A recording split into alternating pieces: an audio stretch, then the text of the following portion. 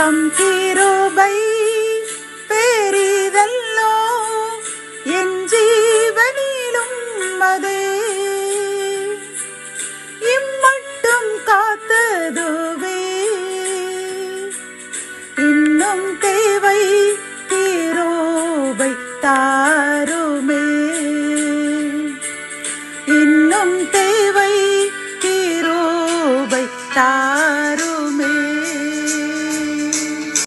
கர்த்தரும் இரட்சகருமாகிய இயேசு கிறிஸ்துவின் ஈடு இணையற்ற நாமத்தில் சேனைகளின் கர்த்தர் ஊழியத்தின் மூலம் 21/11/2024 இந்த நாள் உங்களுக்கும் உங்கள் சந்ததிக்கும் சந்தோஷத்தின் நாளாக அமையப் போகிறது என்று மனதார வாழ்த்துகின்றேன். இன்று நாம் அறியவிருக்கும் கிருபையின் வார்த்தைகள் யோனா 2ஆம் அதிகாரம் 2ஆம் வசனம். என் நெருக்கத்தில் நான் கர்த்தரை நோக்கி கூப்பிட்டேன், அவர் எனக்கு உத்தரவு அருளினார். கத்தோலிக்க வேதாகமம் இவ்வாறு கூறுகின்றது, ஆண்டவரே எனக்கு இக்கட்டு வந்த வேளைகளில் நான் உம்மை நோக்கி மன்றாடினேன், நீர் என் மன்றாட்டுக்கு செவி சாய்த்தீர் என்கின்றது. இந்த கிருபையின் வார்த்தைகள் மூலம் கர்த்தர் நமக்கு கூறும் ஆலோசனைகளும் அறிவுரைகளும் என்னவென்றால், நாம் நெருக்கடியான ஒரு சூழ்நிலைகளில் இப்பொழுது வாழ்ந்து கொண்டிருக்கின்றீர்களா? அல்லது விண்ணப்பங்களுக்கு இன்னும் பதில் வராமல் அதனால் உங்களது உற்றார் உறவினர்கள் நண்பர்கள் மத்தியில் நீங்கள் அவமானத்தில் காணப்படுகின்றீர்களா?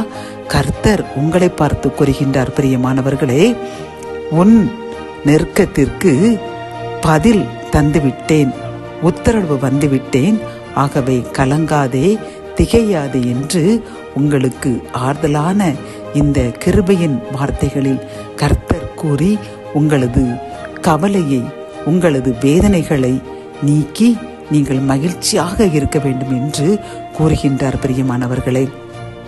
ஆகவே கவலையை விட்டுவிடுங்கள். உங்கள் நிந்தைகள் அவமானங்கள் இன்றோடு நீங்கிவிட்டது. கர்த்தர் உங்களுக்கு மறு உத்தரவு அருளி செய்து விட்டார். உங்களது கூப்பிடுதலுக்கு பதில் தந்துவிட்டேன் என்று வாக்கு கொடுக்கின்றார். நம் கர்த்தர் வாக்கு மாறாதவர். ஆகவே மகிழ்ச்சியாக இருந்து நாம் என்ன செய்ய வேண்டும் தெரியுமா?